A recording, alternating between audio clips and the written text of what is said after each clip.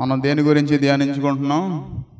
మీరు శోధనలోనికి ప్రవేశించకుండానట్లు మెలకువగా ఉండి ప్రార్థన చేయండి. ఆత్మ సిద్ధమే కానీ శరీరం బలహీనమని ఎవరితో చెప్పాడు? దేవుడు పేతురుతో చెప్పాడు. చూడండి ప్రియులారా, ఆత్మని సిద్ధపరచుకునేటువంటి క్రమంలో ఎన్నో విషయాలు మనం ధ్యానం చేసుకున్నాం. బైబిల్ వైపు కనుక మనం చూస్తే స్పష్టంగా దేవుడు ప్రతి విషయాన్ని కూడా మనతో మాట్లాడతాడు.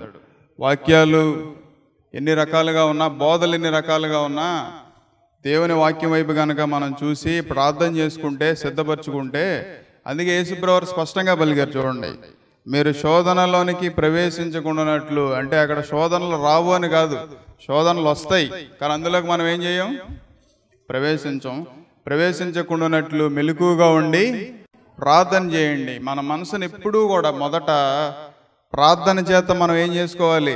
సిద్ధపరచుకోవాలి. ఎప్పుడైతే ప్రార్థన చేత మనం సిద్ధపరచుకున్నామో అప్పుడు ఏమవుతుందంటే ఆత్మ సిద్ధంగా ఉంటుంది.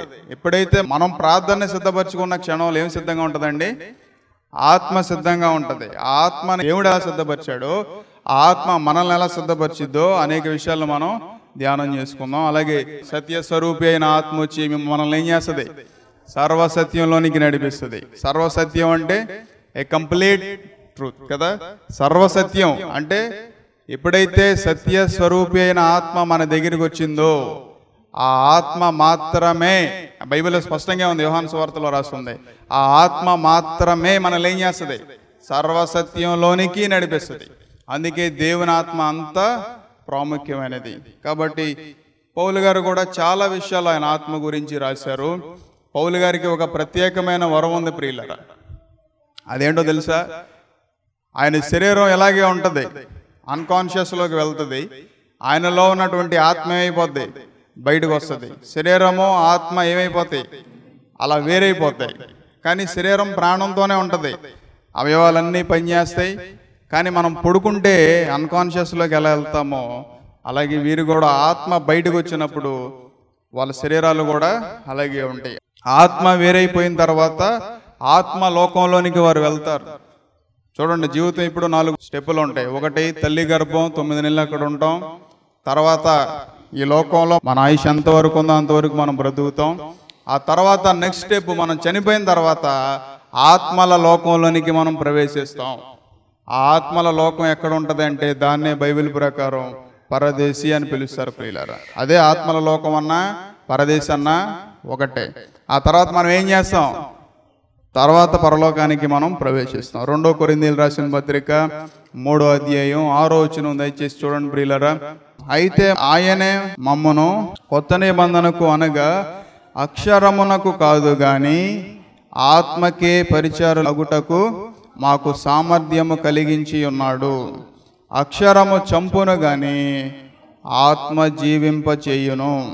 మరణకరమగు పరిచర్య రాళ్ల మీద చెక్కబడిన అక్షరమునకు సంబంధించినదైనను మహిమతో కూడినదాయను. అందుకే మోషే ముఖము మీద ప్రకాశించుచుండిన ఆ మహిమ తగ్గిపోవునదైనను ఇశ్రాయేలు అతని ముఖము తేరి చూడలేకపోయిరి.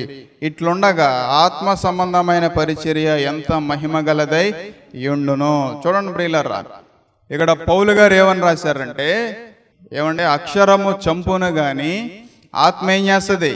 జీవింప చేయును. అంటే చూడండి ప్రియులారా, చంపడం అంటే ఇక్కడ మర్డర్ చేయడం కాదు. చంపటం అంటే ఆత్మ కూడా మరణించడం కాదు. చంపటం అంటే ఇక్కడ అర్థం ఏంటంటే అక్షరము చంపును గాని ఆత్మ ఏం చేస్తుంది? జీవింప చేస్తుంది. మీకు అర్థం కావడానికి చెప్తాను చూడండి. యేసుప్రభువు ఒక దినాన్ని ఒక చోట కూర్చుంటే ఒక స్త్రీని తీసుకొచ్చి యేసుప్రభువు ఎదురుగా ఏమండి ఆ స్త్రీని అలా నించోబెట్టారు. వీళ్ళందరూ కూడా తలకో రాయి పట్టుకున్నారు. వీళ్ళందరూ ఏం చేశారు? వీళ్ళందరూ తలకొక రాయి చేతిలో పట్టుకుని యేసుప్రభువు ఎదురుగా నుంచోబెట్టి వారందరూ కూడా అడుగుతూ ఉన్నారు, ఏమండి ఆ స్త్రీ ఎలా పట్టబడింది? పాపం చేస్తా వ్యభిచారం చేస్తా పట్టబడిన స్త్రీని యేసుప్రభువు ఎదురుగా తీసుకొచ్చి అలా నుంచోబెట్టారు. అక్కడ జరిగిన సిచ్యువేషన్ ఏంటంటే ఎగ్జాక్ట్గా ఇదే పౌలు గారు రాశారు. అక్షరము చంపును. వీళ్ళందరూ కూడా ఎలా సిద్ధంగా ఉన్నారు? రాళ్ళు పట్టుకుని. ధర్మశాస్త్రాన్ని ప్రకారం, పాత నిబంధన ప్రకారం, మోషే గారు రాసిన ధర్మశాస్త్రం ప్రకారం ఏమండి వ్యభిచారం చేస్తా పట్టబడితే ఏం చేయాలి? రాళ్ళ పెట్టి కొట్టి అక్కడితో ఏం చేయాలి? చంపేయాలి. అంటే అక్షరము చంపును, కానీ ఆత్మ ఏం చేస్తుంది? జీవింపజేస్తుంది. వీళ్ళందరూ కూడా చంపడానికి సిద్ధంగా ఉన్నారు, కానీ యేసుప్రభువారు ఏం చేశారు? కొట్టి చంపేయండి అని చెప్పారా? ఊరు వెలుపలికి తీసుకెళ్ళి కొట్టి చంపేసేయండి, నిజంగా ఇలాంటి దుర్మార్గురాలు ఇలాంటి పాపాత్మురాలు ఇక్కడ ఉండడానికి లేదని చెప్పాడు దేవుడు? చెప్పలేదు ప్రియులారా. యేసుప్రభువారు అక్కడ వేలుతో ఏమో రాయిచుండనని అక్కడ రాస్తుంది కదా. యేసుప్రభువారు అక్కడ ఏదో రాస్తా ఉన్నారు. యేసుప్రభువారు అక్కడ వాటిని రాస్తా ఉన్నప్పుడు ఒక్కొక్కళ్ళు వచ్చి ఏం చేస్తా ఉన్నారు? చూస్తున్నప్పుడు ఎవరు తప్పు అక్కడ వారికి కనబడతా ఉంది, ఎవరి పొరపాట్లు అక్కడ వారికి కనబడతా ఉన్నాయి. చూసి ఆ రాయి అక్కడ పడేసి ప్రతి ఒక్కళ్ళు కూడా ఏం చేస్తా ఉన్నారు? అందరూ వెనక్కి వెళ్ళిపోయారు ప్రియులారా. అందరూ వెనక్కి వెళ్ళిపోయిన తర్వాత యేసుప్రభువారు ఏమని పిలిచారండి ఆ స్త్రీని? అమ్మా అని పిలవగానే ఏమండి ఆమెలో ఉన్నటువంటి పాపమంతా కూడా మర్చిపోయి, అయ్యో నేను ఇలాంటి దాన్ని, నేను ఇలా పట్టబడ్డానే, నేను ఇలా ఉండిపోయానే, అవమానంతో తలదించుకున్నటువంటి ఆ స్త్రీ యేసుప్రభువారు పలికిన ఒక్క మాట ఏం చేసింది? జీవింపజేసింది ప్రియులారా. యేసుప్రభువారు పలికిన ఒక్క మాట ఏం చేసింది? ఆమెలో ఉన్నటువంటి అవమానం అంతా కూడా తొలగించబడింది. ఆమెలో ఉన్నటువంటి ఆ బలహీనత అంతా కూడా తొలగించబడింది. ఆమెలో ఉన్నటువంటి ఏవండి చేసిన పాపం అంతా కూడా ఏమైపోయింది? ఆ క్షణంతో తొలగించబడింది. ఎందుకని? ప్రభు స్వరం ఆమె వింద ప్రియులారా. యేసుప్రభువారు ఏం మాట్లాడలా, ఆయన నేల మీద వంగి అలా రాస్తా ఉన్నారు ప్రియులారా. కానీ ఆ సిచ్యువేషన్లో యేసుప్రభువారు మాట్లాడిన మాట ఏదైనా ఉందంటే మొదటగా ఏం మాట్లాడారంటే, మీలో పాపము లేనివాడు మొదట రాయేయండి అని పలికాడు. తర్వాత ఈ స్త్రీని చూసిన తర్వాత అమ్మా అని పిలవగానే ఏమైంది? ఆమెలోనికి జీవం వచ్చింది ప్రియులారా. ఆమెలోనికి బ్రతకాలని ఆశ వచ్చింది ప్రియులారా. నేను ఏవైనా సరే జీవించాలని ఆంక్ష ఆమెలోనికి కలిగింది ప్రియులారా. అలాగే ఇక్కడ పౌలు గారు కూడా ఎగ్జాక్ట్గా అదే రాశారు. ఏమండి, పాత నిబంధన ప్రకారం 613 ఆజ్ఞలు ఉన్నాయి. ఏమండి, చేయాల్సినవి, చేయకూడనివి. 248 ఆజ్ఞలు డూస్, అంటే మనం చేయాల్సినవి. అంటే ఇలా చేస్తే మనకి మరణం లేదు, ఇలా చేస్తే మనకి ఎలాంటి శిక్ష లేదు. 365 ఆజ్ఞలు ఉన్నాయి. ఆ 365 ఆజ్ఞల ప్రకారం ఎవరన్నా తప్పు చేశారనుకోండి, వారు ఏమైపోతారు? వెంటనే వారి మీదకి మరణం కానీ, దేవుని ఉగ్రత కానీ, ఏమండి డెత్ అండ్ డిస్ట్రక్షన్, అంటే మరణం కానీ ఉగ్రత కానీ వారి మీదకి వస్తుంది ప్రియులరా. పౌలు గారు రాశారు, అక్కడ ఏమని రాశారో చూడండి, 7వ వచనంలో చూడండి. మరణకరమగు పరిచర్య రాళ్ల మీద చెక్కబడిన అక్షరమునకు సంబంధించినదైనను మహిమతో కూడినదైన. చూడండి ప్రియులరా, రాళ్ల మీద చెక్కబడిన అక్షరములను సంబంధించినదైనను అని రాస్తుంది ప్రియులరా. ఆజ్ఞలు ప్రియులరా. చూడండి ఎగ్జాక్ట్గా అక్కడ అదే ఉంది. ఏమండి, రాళ్ల మీద చెక్కబడిన అక్షరములకు సంబంధించినదైనను. ఏమండి, యేసుప్రభువారు ఏం చేశారంటే, మోషే గారు ఏమండి ఆ కొండ మీదకి వెళ్ళినప్పుడు, ఏమండి 40 దినాలు ఉపవాసం ఉండి ఆయన ప్రార్థన చేసినప్పుడు దేవుని ప్రత్యక్షతలో నుంచి ఏమండి దేవుని వేలొచ్చి రాళ్ల మీద ఏం రాసింది చెప్పండి? 10 ఆజ్ఞలు రాసిందా? తెలుసా మీ అందరికీ మాట? ఎగ్జాక్ట్గా ఇక్కడ అదే రాస్తుంది ప్రియులారా. రాళ్ల మీద చెక్కబడిన దైనను, అది ఎంతో మహిమకరంగా ఉంది అని పౌలు గారు రాశారు ప్రియులారా. ఆ మొదటిసారిగా రాళ్ల మీద చెక్కబడినప్పుడు ప్రియులారా, మోషే గారు కొండ మీద నుంచి అలా దిగుతా వచ్చినప్పుడు ఏమండి ఇశ్రాయేల్ ప్రజలందరూ కూడా ఎలా ఉన్నారు? వారు పాపంలో మునిగిపోయి ఉన్నారు ప్రియులారా. వారు విగ్రహారాధనలో మునిగిపోయి ఉన్నారు ప్రియులారా. మోషే గారికి బాగా విపరీతంగా కోపం వచ్చేసరికి ఏం చేశాడు? ఆ పలకలను ఏం చేశాడండి? ఇసిరి కొట్టేసరికి ఏమైంది? అక్కడ దేవుని ఉగ్రత వచ్చింది ప్రియులారా. మరలా దేవుని కనికరం మరలా వారి మీదకి వచ్చి మరలా వెళ్ళినప్పుడు మరలా దేవుడు ఏం చేశాడు? మరలా రాసే ఆజ్ఞలు ఇచ్చాడు ప్రియులారా. అలాంటి పరిచర్యే ఎంతో మహిమకరంగా ఉంది కదా. ఇక్కడ పౌలు గారు పలికే మాట ఏంటంటే, ఏమండి 10 ఆజ్ఞలు రాకముందు ఎలా ఉండేది? ఎవరిష్టం వాళ్ళది, ఎవరి రాజ్యం వాళ్ళది, ఎవరు ఎలా చేసినా సరే, ఎవరు ఎలా జీవించినా సరే, ఎవరు ఎలా ఉన్నా సరే, ఎందుకంటే అక్కడ ఆజ్ఞ లేదు. దేవుడు అప్పటి వరకు కూడా మోషే గారు ధర్మశాస్త్రం ఏమండి రాసేంత వరకు కూడా దేవుడు ఏం చేశాడంటే, పైనుంచి దేవుని స్వరం వినపడి ఏమండి కొంతమంది నడిచిన భక్తులు ఉన్నారు ప్రియులారా. హానోకు కానివ్వండి, నోవాహు కానివ్వండి, అబ్రహాం గారు కానివ్వండి, మోషే గారి వరకు కూడా ఏమండి దేవుడు పైనుంచి వారి స్వరాన్ని వారు అలా ముందుకి కొనసాగారు. వారు నమ్మేవాళ్ళంటే అంతే.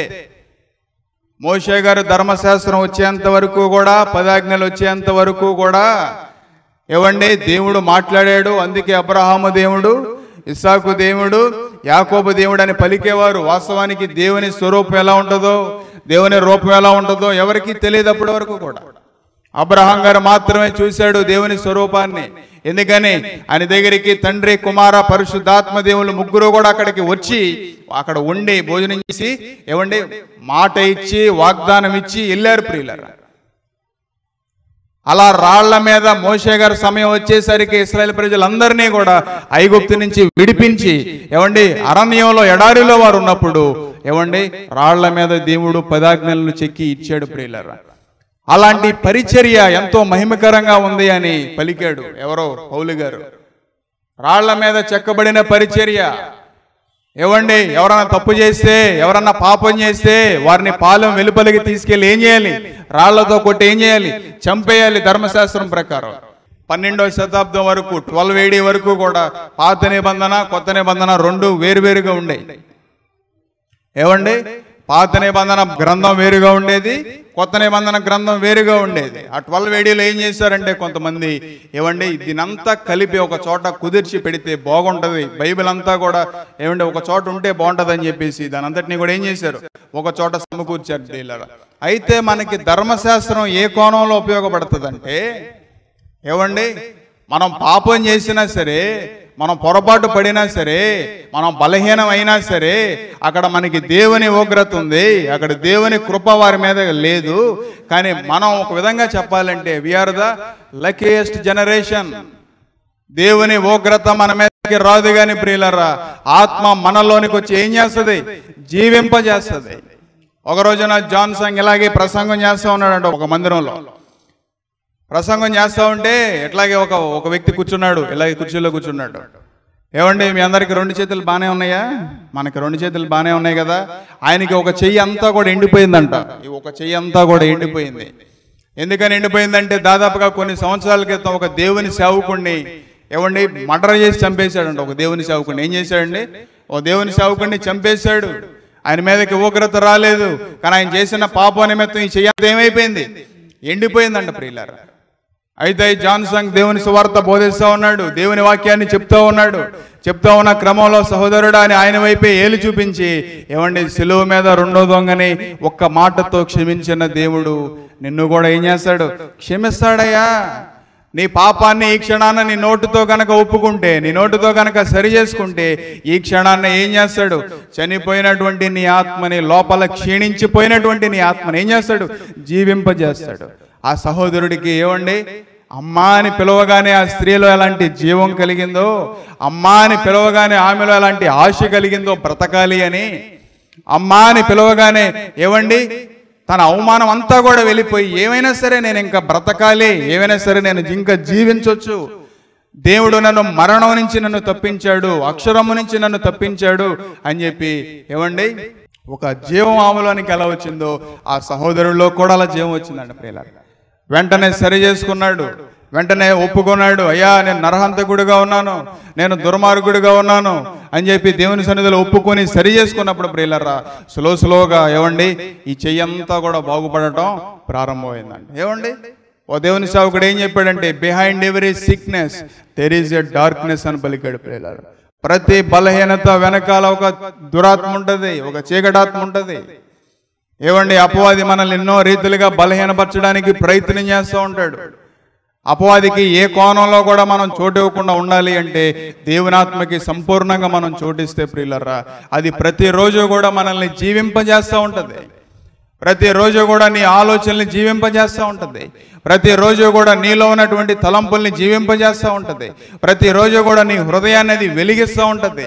ఎక్కడ నీ హృదయం నిన్ను మోసం చేయకుండా, ఎక్కడ నీ ఆలోచనలు నిన్ను మోసం చేయకుండా, ఎక్కడ నీ యొక్క బలహీనతలు ఏవి కూడా నిన్ను ఏమండి బలహీనపరిచి నిన్ను లోకంలోకి ఈడ్చికెళ్ళిపోకుండా ఏం చేస్తూ ఉంటుంది?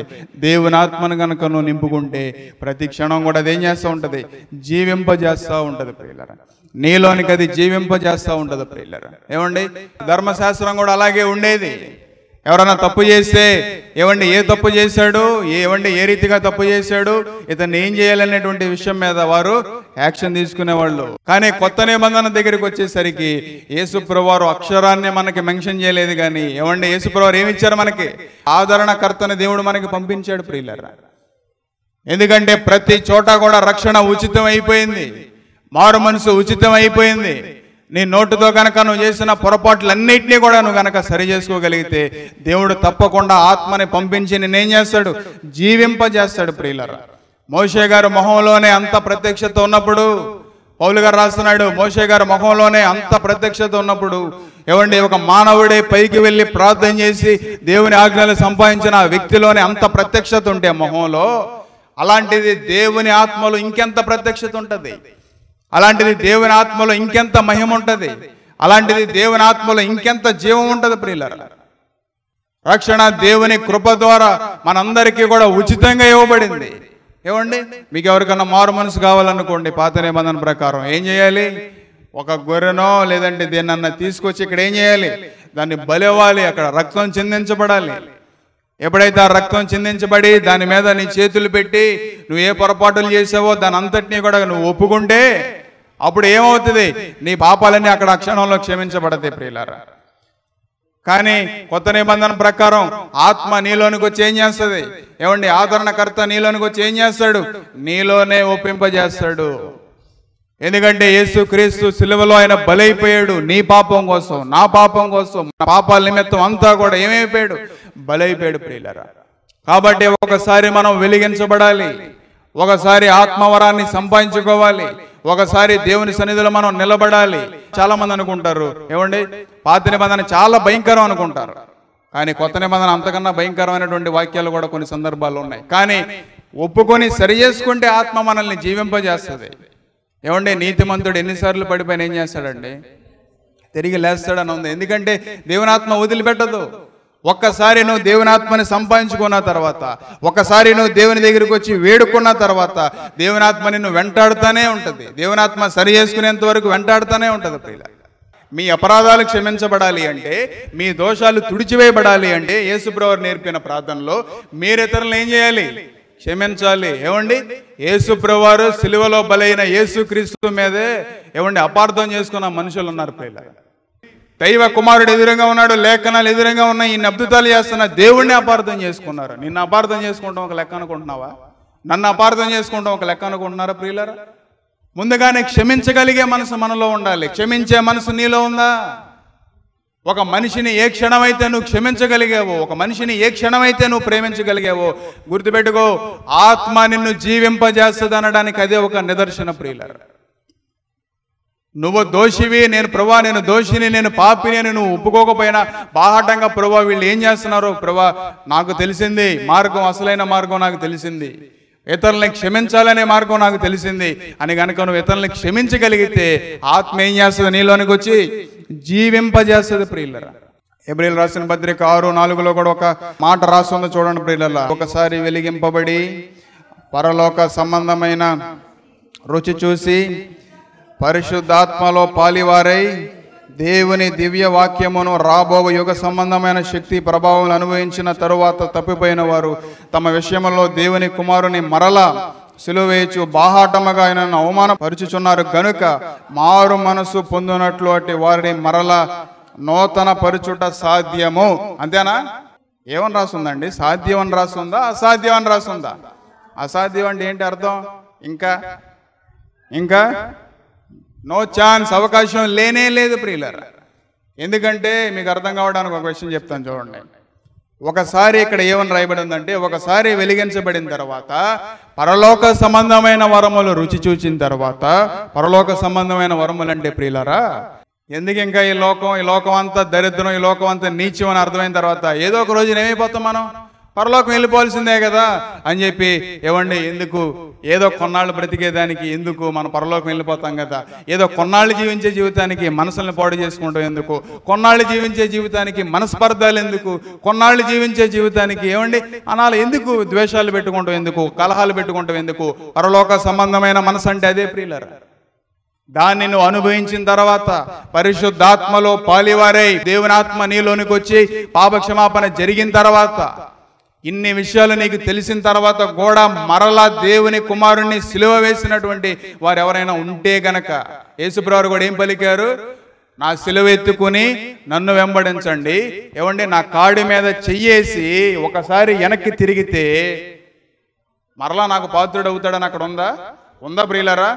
లేదు. యేసుప్రభువు సిలువ విషయంలో కూడా ఆ మాటే పలికారు. ఏమండి, నన్ను వెంబడించగోరువాడు తన తాను ఉపేక్షించుకొని సిలువనెత్తుకుని నన్ను ఏం చేయాలి? వెంబడించాలి.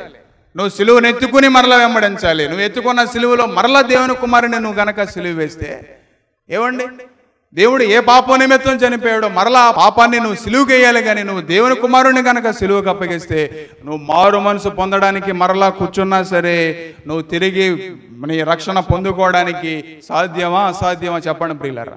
అసాధ్యం ప్రియులారా. ఎన్ని కోణాల్లో హృదయాలు గాయపడుతున్నాయి, ఎన్ని కోణాల్లో హృదయాలు దేవునికి దూరం అయిపోతా ఉన్నాయి. అందుకే హృదయం అన్నిటికంటే మోసకరమైనదని రాస్తుంది ప్రియులారా. నీ హృదయం ద్వారానే నువ్వు మోసపోతున్నావు, నీ ఆలోచనల ద్వారానే నువ్వు మోసపోతున్నావు. నీలో ఉన్నటువంటి ఆలోచనలు నిన్ను క్షీణింపజేస్తున్నాయి. ఏమండి, నీ ఆత్మని క్షీణింపజేస్తున్నాయి ప్రియులారా. ఒకసారి నువ్వు వెలిగించబడ్డావు, ఒకసారి నువ్వు రక్షించబడ్డావు, ఒకసారి ఆత్మవరాల్ని రుచి చూసావు, పరలోక వరాల్ని రుచి చూసావు, ఒకసారి పరిశుద్ధాత్మలో నువ్వు పాలిభాగస్తుడు అయ్యావు, పాలిభాగస్తురాలు అయ్యావు. ఏమండి, అందుకే ఆత్మని ఎవరన్నా దూషిస్తే వారికి ఏమీ లేదు చెప్పండి, పాప క్షమాపణ లేదు. పరిశుద్ధాత్మకి వ్యతిరేకంగా మాట్లాడితే ఈ యుగమందైనను రాబో యుగమందైనను అంటే ఎప్పుడో మనం సువార్తలో ఒకసారి అంటాం, నువ్వు ఇక్కడ రక్షించబడితేనే నీకు పరలోకం, లేదనుకుంటే లేదు. కానీ యేసుప్రభువు చెప్పిన మాట చూడండి, ఈ యుగమందైనను రాబో యుగమందైనను అని అక్కడ 2 మెన్షన్లు చేశారు యేసుప్రభువు. మరి యేసుప్రభువు ఆ మాట పలికారంటే అందులో ఎంత అర్థం ఉంది ప్రియులారా? దాన్ని మనం విడదీసి మనం వివరించుకోవాలనుకుంటే అది చాలా పెద్ద సబ్జెక్టు, బైబిల్లో ఉన్న సబ్జెక్ట్. దేవుని చిత్తం అయితే ఒకసారి దాన్ని మనం ధ్యానించుకున్నాం. కాబట్టి రాబో యుగమందైనను సరే మనకేమి లేదు, పాప క్షమాపణ లేనే లేదు ప్రియులారా. చూడండి, అందుకే ఆత్మకి వ్యతిరేకంగా మనం వెళ్ళకూడదు. బైబిల్ స్పష్టంగా చెప్తా ఉంది. దేవుని ఆత్మలో మనం పాలివారై ఉండాలి. దేవుడు నిన్ను ఒక దారిలో నడిపిస్తున్నప్పుడు ఆయన ఆత్మ నీలోనికి వచ్చి ఏం చేస్తుందంటే నిన్ను ఒక దారిలో అలా నడిపిస్తా ఉంటుంది. కాబట్టి ఉదయకాల సమయంలో నువ్వు కూడా అర్థం చేసుకోవాల్సిన విషయం ఒకటి ఏంటో తెలుసా? ఆత్మ నిన్ను జీవింపజేస్తుంది ప్రతి క్షణం కూడా. ఏమండి, ఆత్మ నిన్ను జీవింపజేయాలి. ఏమండి, హృదయం గాయపడేంత వరకు వెళ్ళకూడదు. ఆత్మ నువ్వు నింపుకుంటే గాయపడేంత వరకు వెళ్ళనివ్వదు నీ హృదయాన్ని. ఆత్మ నింపుకుంటే నీ మనసుని పాడు చేసుకునేంత వరకు వెళ్ళనివ్వదు. ఆత్మ నింపుకుంటే నీ ద్వేషం వచ్చేంత వరకు వెళ్ళనివ్వదు. ఆత్మ కనుక లేకపోతే సౌలు ఏమండి పిశాచుల్ని పట్టుకొని ఎలా వెళ్ళిపోయి తన ఆత్మ లేనివాడుగా దేవుని అభిషేకాన్ని పోగొట్టుకునేవాడుగా వెళ్ళిపోయి తన కత్తి మీద తానే పడి అలా చనిపోయాడు ప్రియులరా. ఆత్మను కనుక మనం దూరం చేసుకుంటే నీ మనస్సాక్షి, నీ హృదయం, మోసపూరితమైన హృదయం, మోసపూరితమైన ఆలోచనలు ఏం చేస్తాయి అంటే ఏమండి నీ ఆత్మీయ జీవితాన్ని ఏం చేస్తాయి? అంతటితో క్షీణింపజేస్తాయి ప్రియులారా. అదే హెబ్రీయులు రాసిన పత్రిక 13:17 కూడా ఏమని రాయబడి ఉందో చూడండి ప్రియులారా. మీ పైన నాయకులుగా ఉన్నవారు లెక్క అప్పజెప్పాల్సిన వారు వలె మీ ఆత్మలను కాయిచున్నారు. వారు దుఃఖముతో ఆ పని చేసిన ఎడల మీకు నిష్ప్రయోజనము గనుక దుఃఖముతో కాక ఆనందముతో చేయనట్లు వారి మాట విని వారికి లోబడి ఉండుడి. చూడండి ప్రియులారా, ఇక్కడ ఏమని రాయబడి ఉందంటే మీ పైన నాయకులు ఏమండి మీ ఆత్మని ఏం చేయాలి? మీ ఆత్మలన్నింటిని ఏం చేయాలి? ఒక దినాన్న లెక్కప్ప చెప్పాల్సిన బాధ్యత మాకు ఉంది. దుఃఖముతో ఆ పని చేసిన ఎడల మీకు ఏమవుతుంది? నిష్ప్రయోజనం అవుతుంది. కాబట్టి దుఃఖముతో కాక ఆనందముతో చేయనట్లు వారికి లోబడి ఉండుడి ప్రియులారా. ఇక్కడ మనందరం కూడా అంటే దాని అర్థం ఏంటంటే మీరు కంప్లీట్గా మేమేం చెప్తే మీరు ఏ చేయాడిస్తే ఆ చేయాడించమని కాదు. ఇక్కడ దేవుని ఆత్మ చేత నాకు అర్థమైన విషయం ఒకటి చెప్తాను చూడండి. మేమైనా మీరైనా మనందరికీ ఒక నాయకుడు ఉన్నాడు. ఎవరైనా యేసు క్రీస్తు మన నాయకుడు, మన ప్రధాన యాజకుడు. ఏమండి మన ప్రధాన యాజకుడు సిలువలో మన కోసం బలైన నాయకుడు ఉన్నాడు. ఆ నాయకుడిని గనక మనం స్ఫూర్తిగా తీసుకుంటే, మేము స్ఫూర్తిగా తీసుకుంటే, మీరు స్ఫూర్తిగా తీసుకుంటే, దేవుని మాటకి గనక మీరు లోబడితే ఇవ్వండి, మనుషులకి కాదు దేవుని మాటకి గనక మన కోసం బలైన నాయకుడు సిలువలో బలైన నాయకుడు ఉన్నాడు. క్రీస్తు మాటకి గనక లోబడితే అంటే ఆ క్రీస్తు వెళ్ళి మన కోసం ఏం పంపించాడండి? పరిశుద్ధాత్మ దేవుణ్ణి పంపించాడు. ఆ ఆత్మ ద్వారా ఏవైతే బోధించబడినాయో, ఆత్మ సంబంధమైన విషయాలు ఏవైతే ఉన్నాయో, ఆత్మ ఫలాలు ఏవైతే ఉన్నాయో, బైబిల్ కనుక మీరు స్పష్టంగా చూస్తే మీకు అర్థం కాని విషయాలు ఏమైనా ఉంటే ఏమండి మాకు ఫోన్ అన్నా చేయండి, లేదంటే ఇక్కడికన్నా రండి. మీరు మేము కలిసి ఏమండి వాక్యాన్ని చూసి ఏం చూద్దామండి మనందరం కలిసి? నీ చేతిలో నా చేతిలో ఉన్న వాక్యాన్ని చూసి ఈ వాక్యం ఏముంది, ఇక్కడ ఏమని రాయబడి ఉంది, దీని అర్థం ఏంటి, మనం ధ్యానించుకొని ఆ వాక్యానుసారంగా మనం వెళ్ళామనుకోండి, అప్పుడు మీకు బాధ ఉండదు, మాకు బాధ ఉండదు. కాబట్టి మనందరం ఎప్పుడూ కూడా ఈ రోజున ఉదయకాల సమయంలో మీకు అర్థం చేయాల్సిన విషయం ఏంటంటే, అర్థం చేయాలనుకున్న విషయం ఏంటంటే, ఆత్మ మనల్ని ఏం చేస్తుంది? ఆత్మ మనల్ని ఏం చేస్తుంది? జీవింపజేస్తుంది. ప్రియులారా, ఏమండి ఒక రోజున దానియేలు గారు వెళ్ళి ప్రార్థన చేస్తూ ఉన్నారంట. ప్రార్థన చేస్తూ ఉంటే దేవుడు పలుకుతున్నాడంట పైనుంచి, దానియేలు నీ ప్రార్థన నేను విననయ్యా, ఈ ప్రార్థన నేను అంగీకరించనయ్యా అని దేవుడు చెప్తా ఉన్నాడు. ఎందుకని? వై గాడ్ వై, ఎందుకని ప్రభా, ఎందుకని నువ్వు నా ప్రార్థన ఆలకించవు అని దానియేలు గారు ప్రశ్నిస్తే, ఏమండి దానియేలు గారితో దేవుడు మాట్లాడండి, ఏమని మాట్లాడాడు తెలుసా? నీ ఎదురుగా నేను సంఘాన్ని పెట్టాను, నీ ఎదురుగా మనుషులందరినీ కూడా పెట్టాను. సమయం ఉన్నప్పుడు నువ్వు వారిని హెచ్చరించలేకపోయావయ్యా వాక్యాన్ని చూపించి. ఏమండి దానియేలు గారితో దేవుడు పలికిన మాట ప్రియులారా, నీ ఎదురుగా నేను సంఘాన్ని పెట్టినప్పుడు, ఏమండి వాక్యాన్ని నీకు ఇచ్చినప్పుడు ఆ వాక్యాన్ని చూపించి నువ్వు వారిని హెచ్చరించలేకపోయావు, వారిని గద్దించలేకపోయావు, వారిని సరిచేయలేకపోయావు, ఏమండి ఒప్పింపజేయలేకపోయావు, నువ్వు వారిని వాక్యాన్ని చూపించలేక గద్దించలేకపోయావు, హెచ్చరించలేకపోయావు. ఇప్పుడు వారికి ఏదో సమస్య వచ్చింది, ఇప్పుడు వారికి ఏదో ఇబ్బంది వచ్చింది, నువ్వు వచ్చి నా దగ్గరికి వచ్చి నువ్వు ప్రార్థన చేస్తా ఉన్నావు. ఎలా వింటా నీ ప్రార్థన, ఎలా ఆలకిస్తా నీ ప్రార్థన? అది వాక్యానుసారం ప్రియులారా. యెషయా గ్రంథం 59వ అధ్యాయం చదవండి, మీకు అర్థమవుతాయి ఈ విషయాలన్నీ కూడా.